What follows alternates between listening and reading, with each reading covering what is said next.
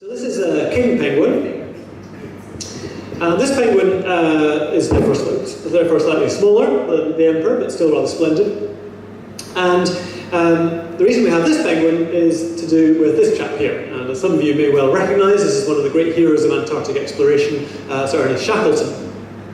Now, Shackleton had various connections with Dundee. As I'm sure most of you know, he went with Scott on the Discovery expedition, but fell ill and was sent back on the relief ship, the Terra Nova.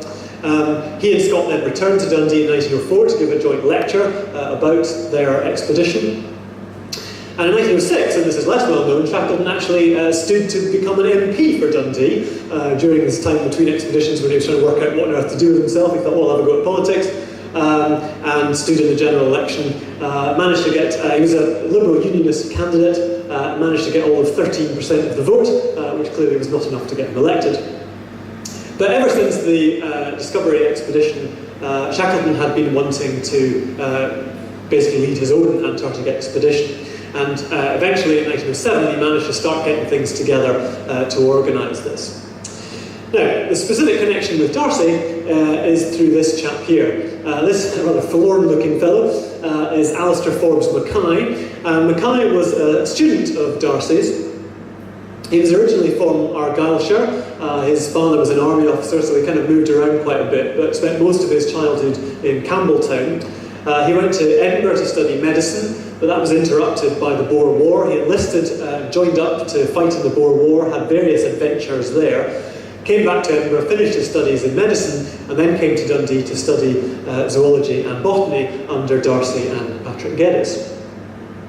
And so in 1907, when Shackleton was raising funds and things to get this expedition together, Mackay applied for the post of surgeon on this expedition. And in those days, as with other expeditions, the surgeon's duties actually included those of a naturalist as well. You were expected to actually treat the health of the men, but also do some natural history research as well. And so he obviously had both skills. And so he immediately asked D'Arcy to provide a reference for him.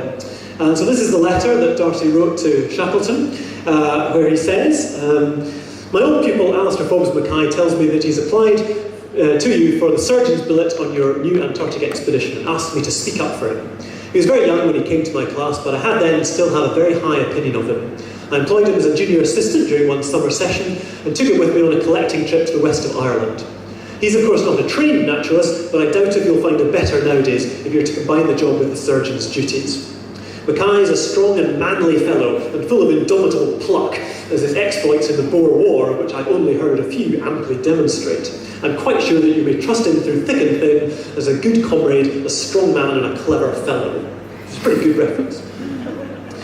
And Shackleton replied, and I'm not going to read all this because it's really difficult to interpret his scrawl, but basically saying, well, I wish I could have taken him, but unfortunately I'm probably going to give the post to somebody else.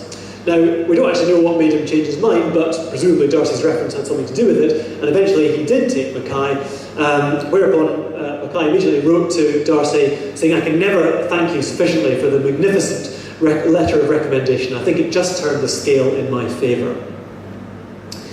So the expedition set off in 1908 on board the Nimrod, and like so many of the Antarctic exploration vessels, this was built in Dundee, former whaling ship. And the expedition had a number of outcomes, the most famous of which was Shackleton's attempt to reach the South Pole, at which he failed. He got within 97 miles of it and then turned back. But various other things were accomplished which are kind of forgotten about today, and with which Mackay was closely associated. And one was that he was with a party who were the first in the world to climb Mount Erebus, which was the second highest volcanic peak in the Antarctic, which took 3 days of steady climbing through lots of snow. And then when Shackleton went off on his expedition to the South Pole, Mackay was part of a party of 3 men who were sent off on a separate expedition to try to become the first to reach the South Magnetic Pole. The 3 men were, as well as Mackay, Douglas Mawson, who of course went on to become a very famous Antarctic explorer in his own right, and Professor Edgeworth David, who was a geologist who led this party. And we're very fortunate that Mackay actually kept a diary during this expedition, which is now in the National Museum's collection in Edinburgh. Unfortunately, a relative of Mackay did a typed transcript, which you can actually read online, and it's really fascinating. So I'm just going to read you a few extracts from this, just to give you a flavour of this extraordinary ordeal.